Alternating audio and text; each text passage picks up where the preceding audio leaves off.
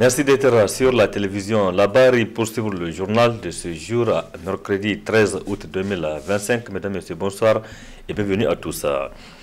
3 jours après la clôture des travaux de la première rencontre culturelle internationale de la langue et de la culture Zarma Songhai Dandi, les membres du comité d'organisation se sont rendus à Dosso ce mercredi 13 août 2025.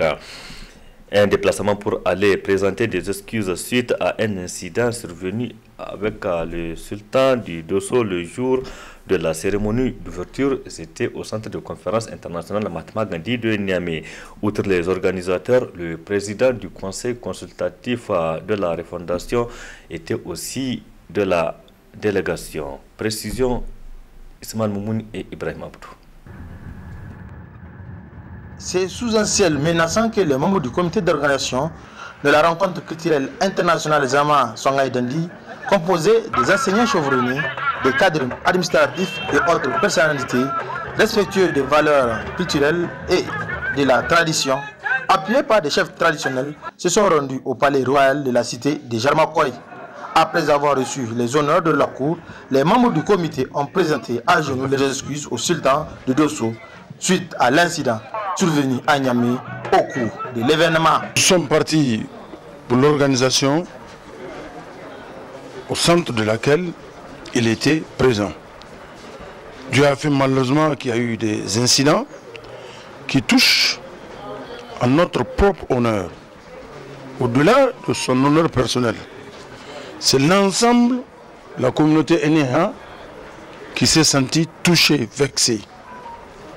Bien que nous ne soyons pas les auteurs de cet acte gravissime, nous avons le devoir de venir nous incliner devant le Zarmkoy, qui est notre leader, pour lui présenter nos excuses et solliciter son pardon.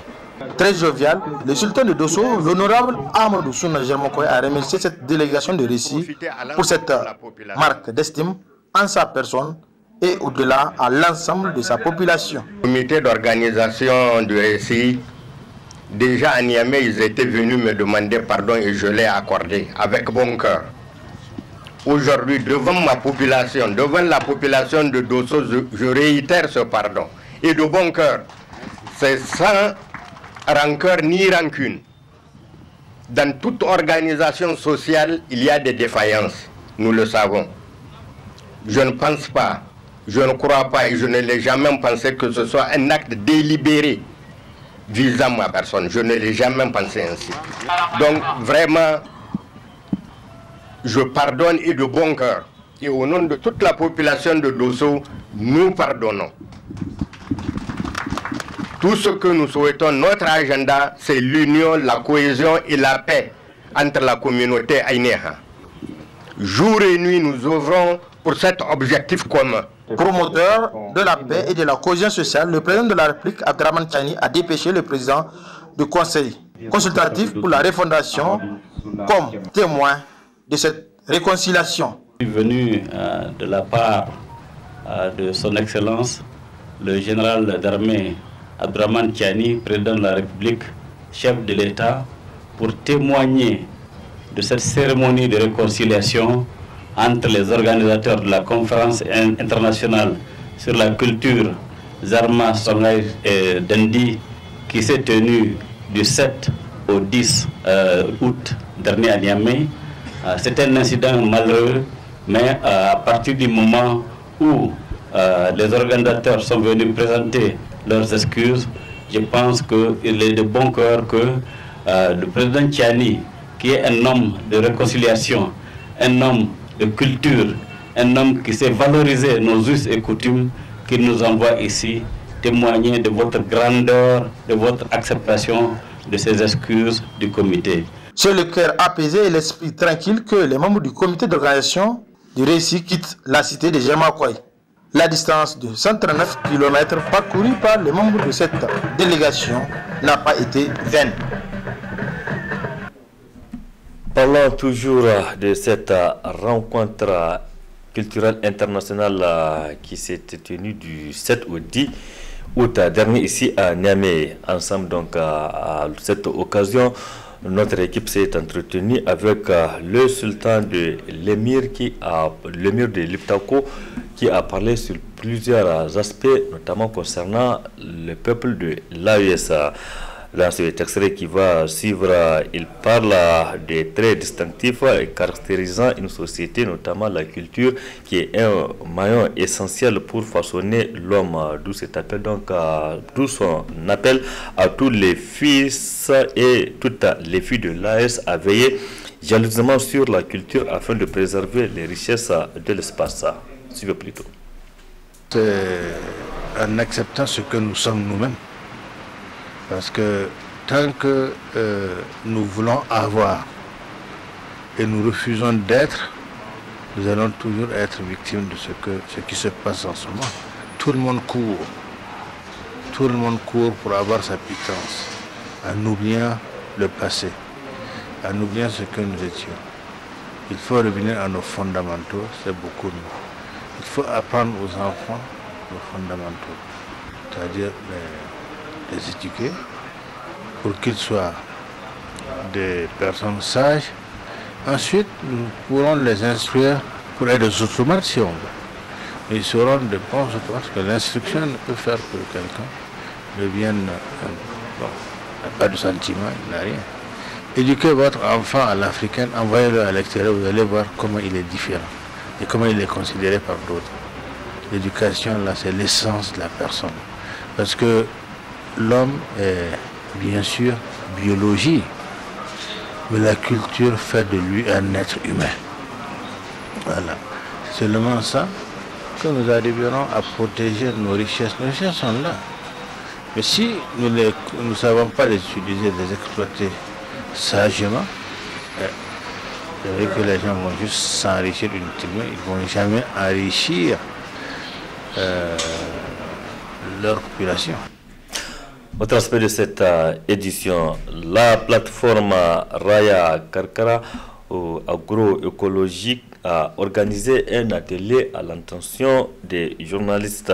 Cet atelier de 2 jours a réuni les journalistes venus de 8 régions du Niger.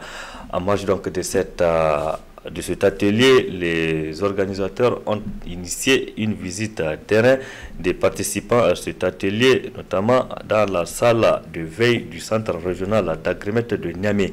L'objectif, c'est d'amener ces journalistes à s'imprégner sur les prévisions météorologiques. Précision avec Boubacar Ibrahim et Ibrahim Abdou. Aussitôt mise en place à travers les cérémonies symboliques présidées par le ministre de l'Agriculture et de l'Élevage et en présence des partenaires financiers, la plateforme nationale des journalistes pour la promotion des pratiques agroécologiques et la diffusion des informations météorologiques, climatiques et scientifiques a entrepris une visite terrain dans les locaux du centre régional Agrimètre, notamment au niveau de la salle des veilles régionales sur les extrêmes climatiques, hydrologiques et environnementaux. Il s'agit en effet à travers cette visite d'outiller les acteurs de médias, membres de cette plateforme, sur les procédés de prévision météorologique. L'Agrimètre vient d'inaugurer une salle de veille régionale pour les extrêmes climatiques. Alors, aujourd'hui, nous sommes venus à l'Agrimètre pour visiter cette salle régionale qui est d'abord un joyau, le premier déjà sur le plan régional, qui va permettre, comme le docteur l'a dit, à nos pays d'avoir des données probantes, justes et fiables pour pouvoir prendre, en tout cas, comment on appelle ça, prendre des décisions rapides pour sauver nos communautés par rapport à certaines situations comme je l'ai décrit. Alors, nous sommes aujourd'hui une plateforme nationale. Comme j'ai dit, nous sommes venus et comprendre et voir au retour, nous, en tant que journalistes, quel sera notre rôle pour accompagner ce joyau sous-régional dans la diffusion des informations crédibles pour les communautés nigériennes. Et j'espère que nous tous, que vous avez compris le rôle que nous jouons.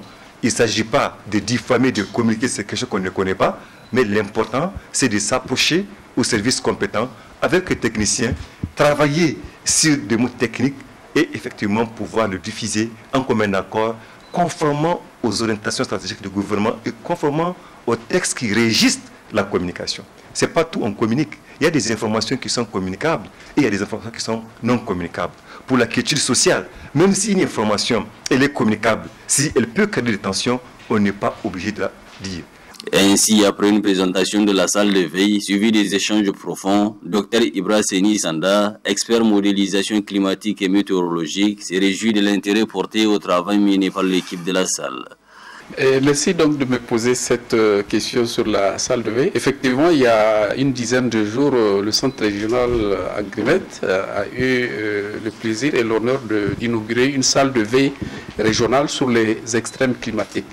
Donc, la mise en place de cette salle de veille, comme je le disais tout à l'heure, découle en fait des observations récentes que nous avons faites face au changement climatique. Il y a une recrudescence des événements extrêmes, d'inondations, de vagues de chaleur et ainsi de suite. Donc il est apparu un besoin réel de pouvoir suivre les aléas rapides pour pouvoir informer les décideurs pour que les actions appropriées puissent être prises pour soit mitiger les impacts ou bien éviter même les dégâts. Donc avec cette salle de veille, donc, on est maintenant bien outillé pour pouvoir suivre les aléas rapides comme des précipitations extrêmes dans les prochaines heures ou des inondations, des risques d'inondation et ainsi de suite. Et c'est sur une note de satisfaction générale que les acteurs de médias, le président et les membres de la plateforme agroécologique Ra et Karkara ont pris congé des lieux du centre régional Agrimet. Merci Bokar Ibrahima. Je rappelle que c'était donc une visite à terrain effectuée par les journalistes qui participent à un atelier organisé par la plateforme agroécologique Raya Karkara. C'était hier à l'hôtel Noum. En marge donc de cet atelier, les participants ont effectué une visite hier dans la salle du centre régional d'Agrimet de Niamey. Une visite pour amener les journalistes à mieux comprendre les prévisions météorologiques. En tout cas, comme vous avez suivi dans cet élément, les explications des experts à la matière.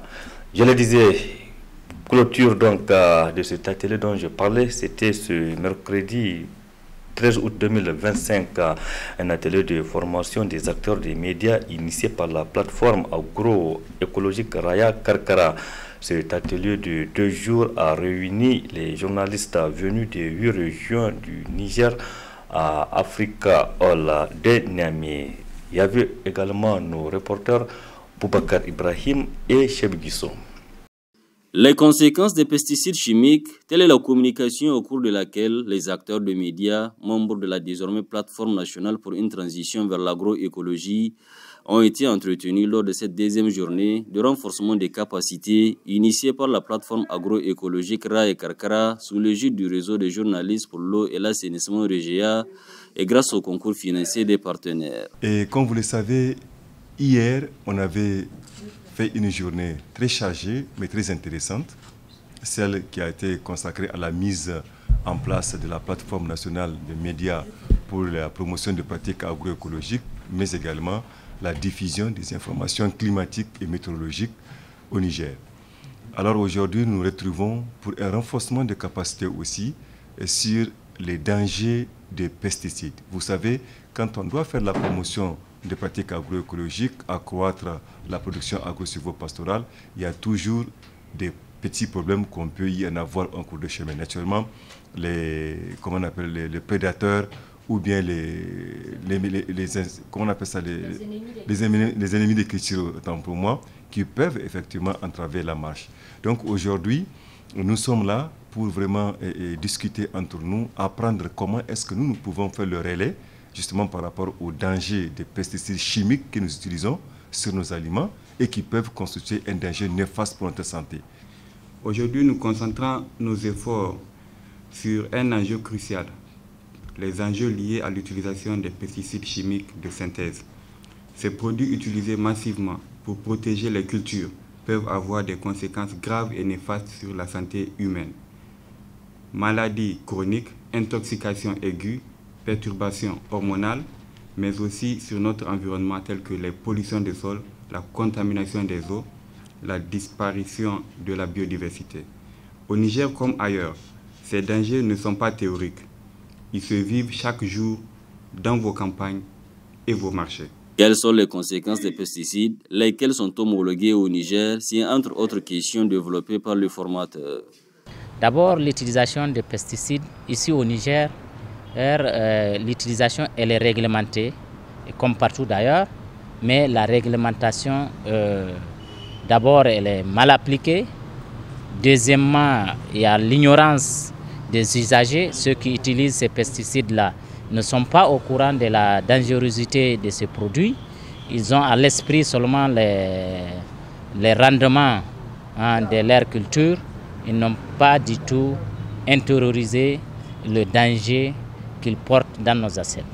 C'est pourquoi nous nous sommes dit que ça ne doit pas être une affaire des organisations paysannes ou une affaire des organisations de défense des droits de l'homme, ça doit être une affaire nationale. Ainsi, dans le souci de parfaire la formation, une visite terrain a été observée au niveau du centre opérationnel de veille, d'alerte et de conduite des crises COVAX qui se trouve dans les locaux de la Direction générale de la protection civile. Le COVAX, c'est un instrument qui a été créé par la loi 2017-06 du 31 mars 2017 déterminant les principes fondamentaux de l'organisation de la protection civile. Qui dit COVAX dit centre opérationnel de veille, d'alerte et de conduite de crise. La veille, c'est la surveillance de tous les événements susceptibles d'impacter une communauté, notamment sur toute l'étendue du territoire national. Il ne faut pas que ces événements nous surprennent, quelle que soit leur nature. Donc dès lors que nous avons la capacité, avec la veille, de voir les événements arriver, nous devons pouvoir alerter le plus convenablement possible, avec le plus de précision, la population qui va être potentiellement impactée par les événements, afin qu'elle puisse à prendre à temps les dispositions nécessaires pour s'y prémunir. C'est ça le COVAX. Une fois que l'événement est là, on va maintenant passer à la conduite des crises qui n'est que la mise en œuvre du plan Orsec, que ce soit au niveau régional, au niveau départemental et au niveau de la commune, ce qu'on appelle le plan communal de sauvegarde. Donc c'est ça le COVAX, c'est ça sa mission.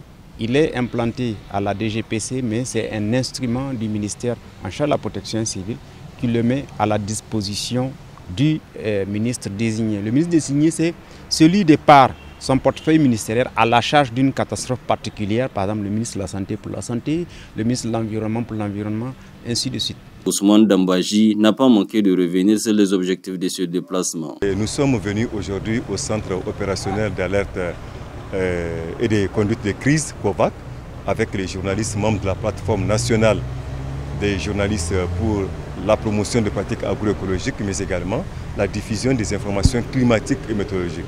Et cela fait suite à une formation que nous avons tenue hier et aujourd'hui à Niamey pour naturellement voir du concret les dispositifs mis en place pour répondre aux différentes crises par l'État et le gouvernement du Niger.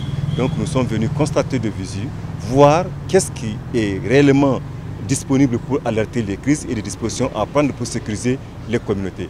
Effectivement, nous avons vu un dispositif assez performant mis en place par l'État qui va permettre normalement d'alerter les crises et de sauver le comité des catastrophes naturelles qui peuvent advenir. À retenir enfin qu'au cours de cette visite, les membres de la plateforme ont été outillés sur le dispositif en question, de la salle de veille permanente à la salle de réflexion et d'anticipation, en passant par celle de la communication et d'aide à la décision. Comme chaque mercredi, place à présent à notre rendez-vous hebdomadaire, la chronique juridique. Elle porte aujourd'hui sur les thèmes injonction de payer, un thème développé par le juriste Emmanuel Erfred. Il est également président du Raza Presse. Très bonne réception.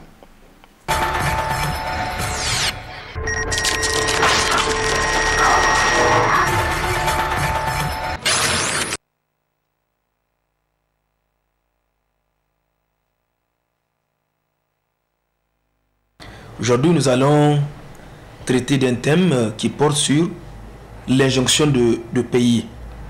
L'injonction de payer, en fait, est prévue par l'acte uniforme sur les procédures simplifiées de recouvrement et les voies d'exécution. Vous savez, dans les relations d'affaires, les gens sont amenés souvent à réclamer certaines créances. Eh bien, cette réclamation des créances est prévue selon une procédure particulière appelée la procédure d'injonction de payer. Nous allons essayer de voir les conditions dans lesquelles cette procédure est exercée. En se référant à l'article 1er de l'acte uniforme sur les procédures simplifiées de recouvrement et les voies d'exécution, on se rend compte que l'énumération est formée de cette manière, où cette disposition stipule que le recouvrement d'une créance certaine, liquide et exigible peut être demandé suivant la procédure d'injonction de payer. Ici, j'aimerais que nous nous retardons un peu sur le terme recouvrement de créance. Et comme je l'ai dit tantôt, dans le cadre des relations d'affaires, les gens sont appelés à réclamer des créances qui sont restées impayées. Et c'est bien que cette procédure leur est ouverte afin de pouvoir bénéficier ou bien de rentrer dans leurs droits. Donc, l'article 1er de l'acte uniforme sur les procédures simplifiées de recouvrement et les voies de recouvrement et les voies d'exécution dispose que le recouvrement d'une créance certaine, liquide et exigible peut être demandé suivant la procédure d'injonction de payer. Ici, il y a un certain nombre de conditions qui ont été posées pour engager la procédure d'injonction de payer. Notamment, la créance en question qui est réclamée doit revêtir certains caractères. Premièrement, la créance doit être une créance certaine. La créance doit être également une créance liquide et enfin une créance exigible. De quoi est-ce qu'il s'agit? Que veut dire créance certaine? Alors, la créance certaine, c'est une créance incontestable et qui est actuelle. Et le résultat de cette exigence que le titulaire d'une créance éventuelle ne peut pas recourir à la procédure d'injonction de payer. Donc, vous voyez ici le caractère certain de la créance fait en sorte que ce soit une créance incontestable. Ici, il n'y a pas de doute sur le caractère certain de la créance. Et puisque cette créance est certaine, cette disposition vous permet légalement de réclamer ou bien de procéder au recouvrement de cette créance par la procédure d'injonction de payer. Mais en dehors du caractère certain de la créance doit être également liquide. Le caractère liquide veut dire tout simplement que il y a un montant qui est déterminé. Lorsque son montant en argent est connu et déterminé, en ce sens, nous parlons de la créance liquide, puisque là, nous avons une idée claire du montant qui est réclamé. Donc, en fait, le législateur Ouada est allé dans ce sens pour montrer que ce n'est pas n'importe quel type de créance qui peut être recouvré par la voie de la procédure d'injonction de payer. Il y a un certain nombre de caractères qui doivent revêtir la créance afin d'engager la procédure d'injonction de payer, notamment le caractère certain de la créance, le caractère liquide de la créance et enfin le caractère exigible de la créance. En ce sens, le caractère exigible est de mise lorsque le titulaire peut exiger immédiatement le paiement de la créance. On peut déduire de cette exigence que la procédure d'injonction de payer ne peut pas être utilisée pour le recouvrement de créances assorties d'un terme suspensif. Si déjà il y a un terme suspensif qui a été prévu entre les parties, là vous ne pouvez pas engager la procédure d'injonction de payer. Mais lorsque vous pouvez immédiatement exiger le paiement de la créance, là vous pouvez engager la procédure d'injonction de payer. Donc pour me résumer, la procédure d'injonction de payer avant de l'engager, c'est-à-dire vous avez une créance avec une personne, avec un partenaire d'affaires et que vous n'arrivez pas à recouvrer cette créance, la loi ou le code OHADA vous permet d'engager ou bien de procéder au recouvrement de cette créance par la voie de la procédure d'injonction de payer. Mais attention, il faudrait que cette créance puisse revêtir un certain nombre de caractères, notamment le caractère certain, le caractère liquide et le caractère exigible. Eh bien, en dehors de ces caractères de la créance, nous allons voir maintenant qu'est-ce qui est à la base ou la cause de cette créance, ou bien dans quelles conditions on peut, ou bien qu'est-ce qui donne naissance à une créance qui peut être recouvrée par la voie de la procédure d'injonction de payer. Et en ce sens, l'article 2 de l'acte uniforme dont nous parlons tantôt dispose ceci. La procédure d'injonction de payer peut être introduite lorsque vous retenez ces deux conditions. Tout à l'heure, nous avons vu les caractères que doit revêtir la créance. Mais ici, nous voyons les conditions dans lesquelles on peut engager la procédure d'injonction de payer. Donc, l'article 2 prévoit deux conditions. La première condition est celle d'une créance qui a une cause contractuelle. Et deuxièmement, c'est que l'engagement résulte de l'émission ou de l'acceptation de tout effet de commerce ou d'un chèque dont la provision s'est révélée inexistante ou insuffisante. Voici les deux conditions qui ont été posées. La première condition, c'est que pour engager une procédure d'injonction de payer, la créance en question doit avoir pour base une cause contractuelle. C'est-à-dire que les parties étaient engagées dans un contrat. Ça peut être un contrat d'affaires, ça peut être un contrat en tout cas qui permet ou bien qui vous donne un certain nombre de droits pécuniaires, etc. Donc, dès l'instant où la créance que vous cherchez à recouvrir a une base contractuelle, c'est-à-dire elle est basée sur un contrat, eh bien, l'article 2 ou bien la procédure d'injonction de payer peut être engagée.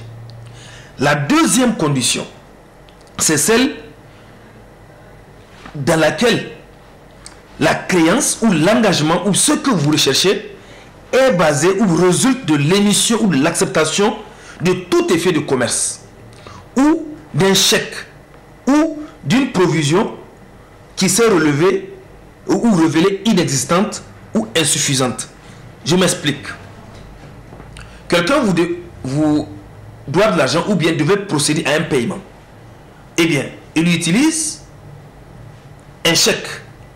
Mais vous êtes allé encaisser ce chèque, mais après ce chèque s'est révélé sans provision. D'ailleurs, le chèque sans provision est quand même un acte assez grave. En donnant le chèque, vous devez connaître déjà le fonds ou bien ce que vous avez sur votre compte.